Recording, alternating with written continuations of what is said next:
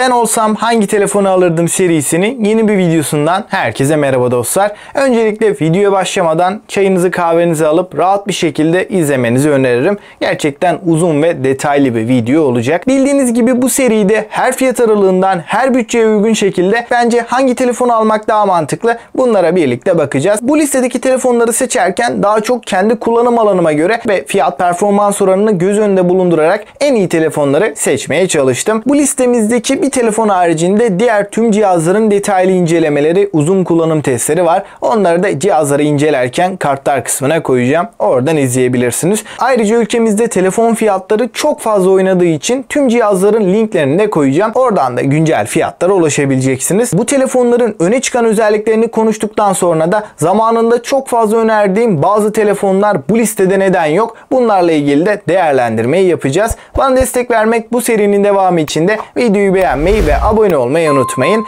İsterseniz ilk olarak 3000 ile 5000 TL aralığında yani en uygun fiyatlı telefonumuza başlayalım. Realme C25s tasarım olarak güzel bir şekilde önümüze çıkıyor. Fakat giriş seviyesi bir cihaz olduğunda bize belli ediyor. 9.6 mm'lik kalınlık ve 209 gramlık bir ağırlığı bulunurken telefonumuzun tamamıyla plastik bir yapıya sahip olduğunu da söylemem gerekiyor. Burada ağırlığın en büyük sebebi bu cihazın en iddialı tarafı olan bataryası. 6000 mAh batarya ve 18 Watt hızlı şarj desteğiyle beraber geliyor. Bu batarya ile C25s 2 güne varan bir performansı da bize rahatlıkla sunabilirken batarya konusunda listenin açık ara en iyi cihazı diyebilirim. Ekran kısmında damla çentik tasarımı ile gelen 6.5 inç IPS HD Plus çözünürlüğünde bir panel kullanılmış. 270 ppi piksel yoğunluğuyla en azından ekranın dibine girmediğiniz sürece pikseller kesinlikle sizi rahatsız etmeyecektir. Günlük kullanımda da bu çözünürlük bizi üzmüyor. 570 nit maksimum parlaklığı da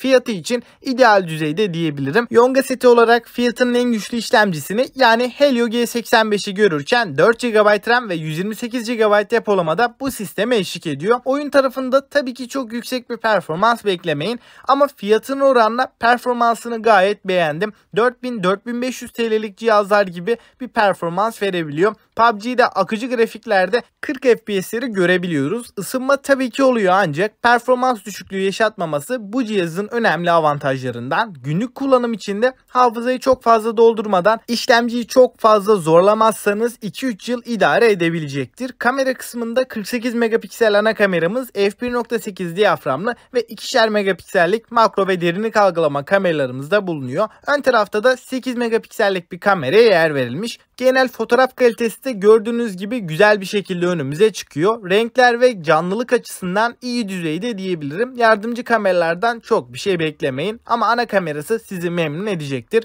Video kısmında da Full HD 60 FPS desteğinin olması da güzel bir avantaj. Ek olarak arka tarafta bir parmak izi okuyucumuz da bulunuyor. Bu parmak izi okuyucunun hızlı bir şekilde çalıştığını da söyleyeyim. Android 11 ve Realme UI arayüzüyle gelen C25s mono bir hoparlörle de geliyor ve suya ve toza karşı herhangi bir dayanıklılığımızın olmadığı gibi ve 5G desteği de bu fiyat bandındaki bir cihazda tabii ki de bulunmuyor. Listemizin ikinci sırasında Realme 8'i görüyoruz. Elde tutuş hissiyatı ve görünüş açısından gerçekten güzel bir cihazla karşı karşıyayız. Telefonumuzun tamamıyla plastik bir yapıya sahip olduğunu söyleyeyim. 6.4 inç Super AMOLED ekranımız Full HD Plus çözünürlüğe ve 180 Hz dokunma hassasiyetine sahip. 411 ppi gibi oldukça yoğun bir piksel yoğunluğuyla gelirken ekran tazeleme hızı 60 Hz olarak kalsa da dokunma hassasiyetimizin çok yüksek olmasıyla beraber eğer bu cihazı alacaksanız ekran ile ilgili kafanızda en ufak bir soru işareti kalmasın. Kamera tarafına bakarsak ana kameramız 64 megapiksel 6 elementli lense sahip olan f1.79 diyafram açıklığında oldukça kaliteli bir kamera. Yardımcı kameralarda şu anda ekranda görüyorsunuz. Fotoğraf çekim kalitesine göz atarsak ana kamera başarımı diğer kameralardan net bir şekilde ayrışıyor.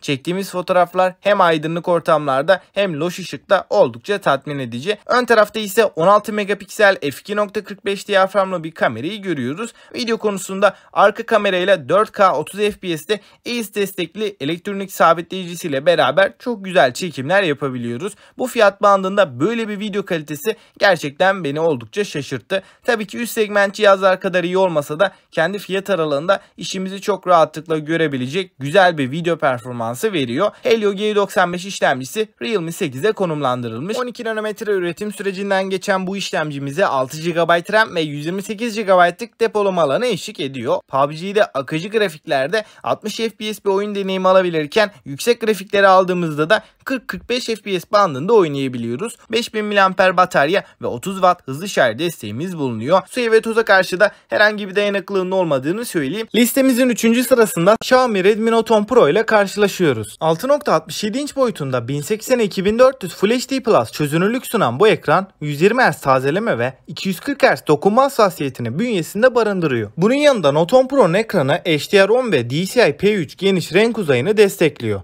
Parlaklık oranı olarak amiral gemisi düzeyinde 1200 nite varan oldukça yüksek bir parlaklığa ulaşabiliyor. Donanım konusunda cihaz gücünü Snapdragon 732 işlemcisinden alıyor. Redmi Note 10 Pro depolama alanı olarak yalnızca 128 GB'lık depolama alanıyla geliyor ve bizlere 6 ve 8 GB'lık iki farklı konfigürasyonun sunulduğunu belirtelim. Kamera kısmında ana kamerasında 108 megapiksel f1.9 diyafram açıklığında 6 elementli lense, HDR ve yapay zeka desteğine sahip kaliteli bir sensör kullanılmış. Note 10 Pro'nun ikinci kamerasına baktığımızda 8 megapiksel f2.2 ekstra geniş açı, 3. kamera 5 megapiksel f2.4 makro çekim ve son olarak 4. kameramızda 2 megapiksel f2.4 portre fotoğraflar için derinlik algılama kamerası. Video çekim performansı olarak cihazımız 4K 30 FPS ve 1080p 60 FPS desteğini bünyesinde barındırıyor. Ayrıca EIS desteğimiz de cihazımızda mevcut ancak yalnızca 1080p 30 FPS'te EIS destekli videolar çekebiliyoruz. Ön kameraya baktığımız zaman 16 megapiksel f2.2 HDR yapay zeka destekli portre modunda da fotoğraflar çekebilen bir kamera bizleri karşılıyor. Video tarafında 1080p 30 FPS'te EIS desteğiyle videolar çekebiliyoruz. Batarya konusunda 5020 mAh'lik büyük bir bataryaya sahip olan Redmi Note 10 Pro 33 Watt hızlı şarj desteğini beraberinde getiriyor. Güvenlik seçeneği olarak cihazımızda güç tuşuna entegre parmak izi okuyucu ve yüz tanıma özelliğini görüyoruz. Stereo hoparlörlere sahip olan Note 10 Pro suya ve toza karşı ise IP53 sertifikası ile korunuyor. Listemizin 4. sırasında Samsung'un fiyat performans oranıyla iddialı modeli olan Snapdragon S20 FE'yi görüyoruz. Bu cihazla ilgili uzun kullanım testleri bulunuyor. Onları da kartlar kısmına tıklayarak izleyebilirsiniz. Şimdi ilk olarak ekranla başlarsak Super AMOLED 6.5 inçlik 120 Hz tazeleme hızına sahip olan HDR destekli bir ekranı görüyoruz. Donanım kısmında da S20 FE'de Snapdragon 865 işlemcisi bulunuyor. RAM tarafında da 6 ve 8 GB'lık depolama alanı olarak da 128 ve 256 GB'lık modellerinin olduğunu söyleyeyim. Donanımdan hızlıca kameraya geçersek ana kameramız ve ikinci kameramız 12 megapiksel değerinde oldukça başarılı kameralarla gelirken 3. kamerada da 8 megapiksel f2.4 diyaframlı bu fiyat bandında hiçbir cihazda görmediğimiz telefoto lensi bizlere sunulmuş. Bu lensle birlikte de 3x optik zoom yapma imkanını bizlere sağlıyor. Video çekim noktasında da arka kamerayla 4K 60 FPS'te OIS destekli güzel çekimler yapabiliyoruz. Android 14'e kadar güncelleme alacak S20 FE'de Dolby Atmos destekli stereo çift hoparlörlerde bulunuyor. Bunun yanında IP68 sertifikasıyla 1,5 metre suya 30 dakika boyunca dayanabilen S20 FE'nin alınabilecek en mantıklı cihazlardan diyebilirim. Tasarım açısından Galaxy S21'e baktığımız zaman bu tasarımıyla rakiplerinden daha farklı durduğunu da rahatlıkla söyleyebilirim. Kalınlık ve ağırlık kısmında da S21'de 7.9 mm'lik kalınlık ve 171 gramlık ağırlığıyla malzeme yapısı olarak arka kapağımızda maalesef ki plastik bir yapı bulunurken çerçevelerde alüminyum metal bir yapıya yer verilmiş. Şimdi ekrandan bahsedersek en gelişmiş AMOLED panelle yani dinamik AMOLED bir panel bizleri karşılıyor. Şu anda bu fiyat bandında alabileceğiniz en iyi ekran deneyimi Galaxy S21'de diyebilirim.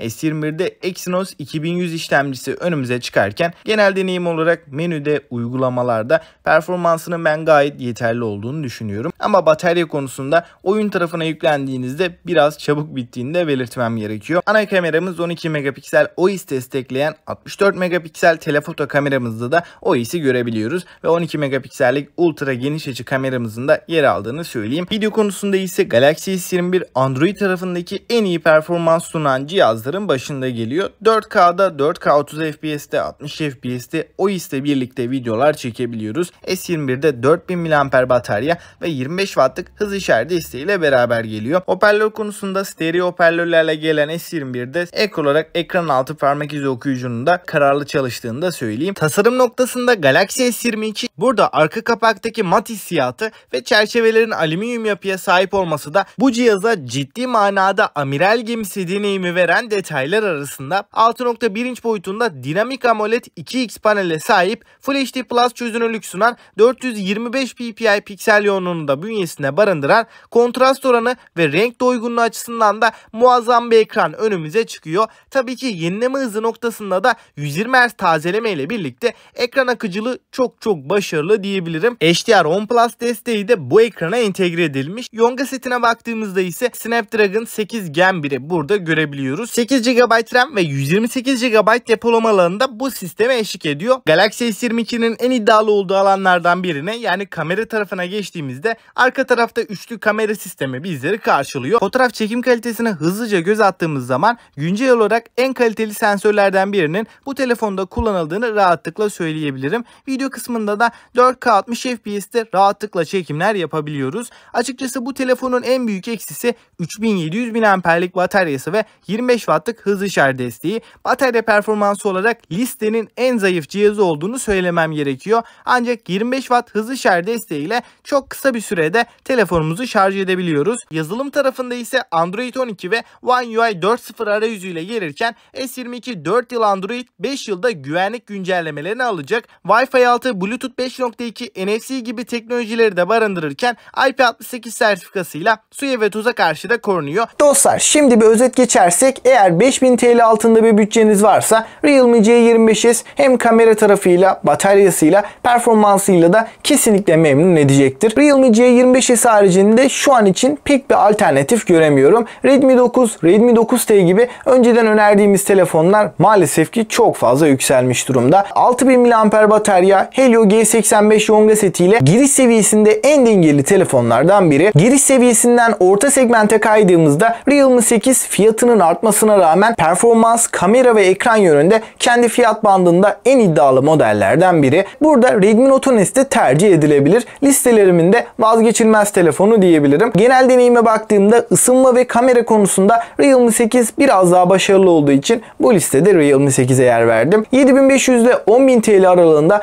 açıkçası çok fazla alınabilecek, gerçekten rahatlıkla önerdiğim pek fazla bir telefon yok. Ancak burada Redmi Note 10 Pro geçen senenin orta segment cihazı olmasına rağmen günümüzün orta segment Galaxy A33, Redmi Note 11 Pro gibi cihazlarından daha başarılı olduğunu söyleyebilirim. Kamera olarak da, ekran kalitesi, ekran akıcılığı olarak da kesinlikle bu fiyatlarda garantili olarak alınabilecek bir telefon. Redmi Note 11 Pro daha güncel bir cihaz. Neden Note 10 Pro'yu öneriyorsun diye de düşünebilirsiniz. Onunla ilgili de bir video yapmıştım. Note 11 Pro'yu almamak için nedenler videosu da kartlarda olacak. 10.000 ile 12.000 TL arasına geldiğimizde Galaxy S20 FE benim tartışmasız bir şekilde favori telefonum. Fiyatlar o kadar kötü hale geldi ki 10.000 TL üstünde S20 FE haricinde fiyat performans olarak öne çıkan yalnızca 1-2 model var. Bu videoda yer vermediğim ama iyi olan telefonlardan da bahsetmek istiyorum. S21 FE, Xiaomi 11T bu listede yok. Çünkü fiyatlarına baktığımız zaman rakiplerine göre bayağı artmış durumda. Bu cihazların olmamasının tek sebebi fiyat artışları. Fiyatları gerçekten rakiplerine nazaran ciddi bir şekilde arttı.